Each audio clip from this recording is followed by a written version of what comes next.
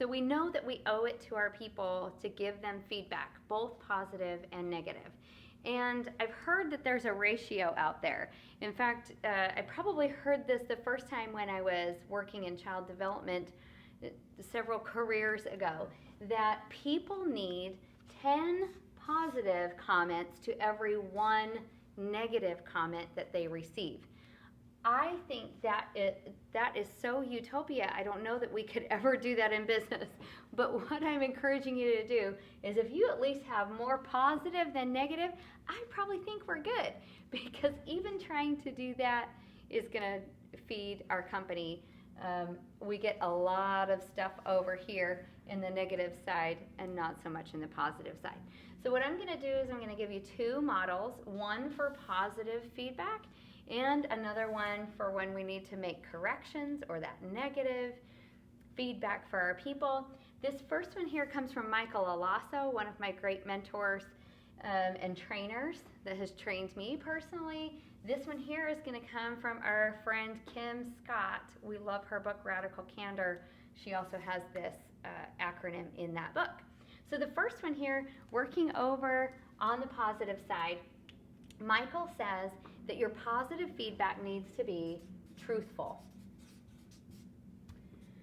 Now back in the 90s, I went to a management training seminar and I learned this really cool tool called the shit sandwich. Now, I don't think they called it that tool, but I've renamed it the shit sandwich because it went like this. You say something positive about the person, then insert the negative comment, and then you follow that up with a positive comment. That's what we call now the shit sandwich.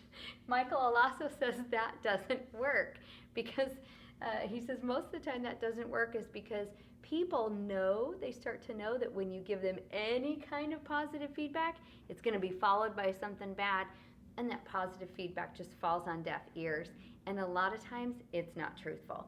So he says making sure that your feedback, your positive feedback, is truthful. Don't just butter somebody up just because they're having a hard day. Don't tell them they're the best employee ever when really they're not. So make sure that it's truthful. The next thing here is specific. Tell me specifically something truthful about what you're seeing about my performance. When we say things like, good job, buddy, it just kind of falls on deaf ears. It's a colloquialism that we all use. So it's just being wasted. It's just being wasted. And then the P is positive. Positive. Make sure that it's positive. Our positive feedback, we want it to be positive. Michael says that we've got this TSP. It stands for teaspoon, just little tiny bits of that all day long, recognizing and being grateful and appreciative for your people with truthful, specific, positive feedback. I really love the way, Sarah, that you completed that report so well in advance that I had time to review it and really let it sink in before I went into the board meeting. Everybody loved that PowerPoint that you put together with the report. They really said that it was just the right amount of detail that they needed. So thank you. There's a quick little example of truthful, specific, positive feedback. So see if you can use that a little bit more. And then over here on this feedback side, I love Kim's acronym because these first two, they really help us run our negative feedback through a filter. So the first H stands for helpful. This is before you enter into a feedback conversation with somebody. You're asking yourself, is this information I'm going to bring to them, is it helpful? Or is it petty or just a style preference? Is it really going to be helpful for them, me, their boss, and the company? So ask yourself, is it helpful? The second one here is going to help this feedback fall on fertile ears that want to grow, and it is humble. So Kim says that we should go into feedback with an air of humility, being on their level. So if you walk into a feedback situation and you say to your direct report, are you stupid?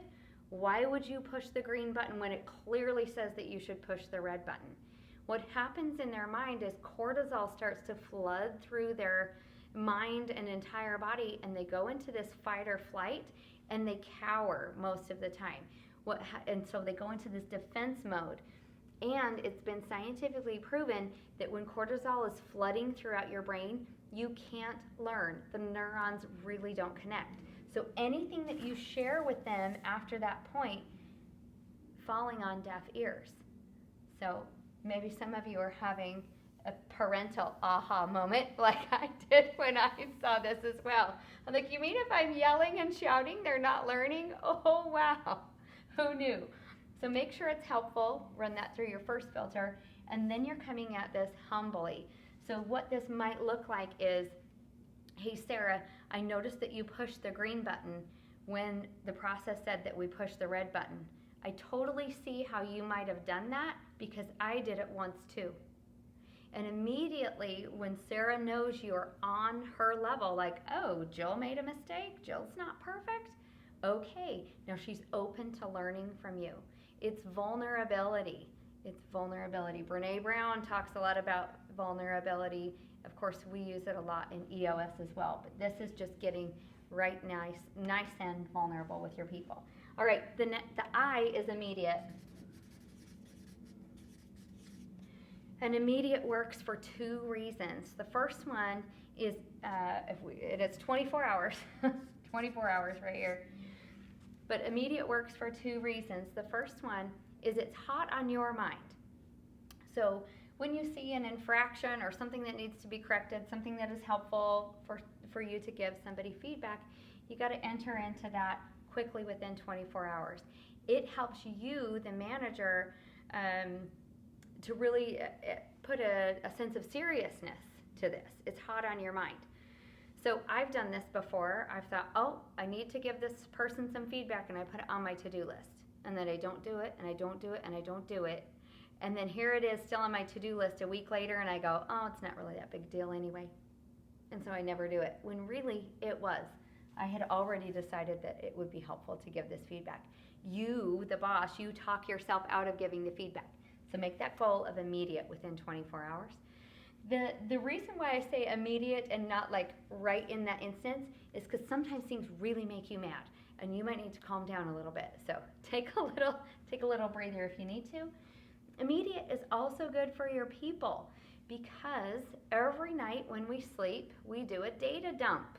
Our brain runs through our brain cells and says, what do I need to keep and what do I not need to keep? And if there's something extraneous that we don't need to keep, it's flushing memory all the time in order to stay super optimized, because that's what our brains are really good at doing. So if you wait 7 days and I've had 7 sleep cycles and you come to me with a form that said, and you say, hey Jill, you filled this form out wrong, can you tell me why you did that? Sometimes I don't know why I did that. The other thing we know about the human brain is we don't like to be wrong, and we like to save face. So sometimes the human brain will make up stories to fill in the gaps if it can't find the right memories. So you might even say, oh, I think Jill just lied to me right there. Well, it might be unintentional. So go ahead and get that feedback to your people within 24 hours. The next two, Kim got clever with these, and it's in person and in private. So sorry to jump a false acronym on you here, but we want to give that feedback in person. That is our very best bet. Now, we live in a virtual society. I totally get that. So what I like to do is just give you 3 tiers. In person is your very best chance to give feedback. If you can't do that in person, by phone, preferably video phone, so you can look in the person's eyes, is best. And then after those two, if you absolutely can't do those two, then email. But definitely in person is better. It allows them to feel your humility coming into the situation, and it also allows you to read their signals and just have a better conversation. And then in private, definitely giving that negative feedback, any corrective feedback in private. If you start to give corrective feedback in public, all of the goodwill and the trust that you have built will just get flushed right down the toilet when you criticize in public. So we like to praise in public, criticize in private. One little caveat on that, about 95% of the world's population will love to be praised in public. There is about 5% of the public who does not want to be praised in public. Just know your people. So that's 2 ways that you can give feedback to your people.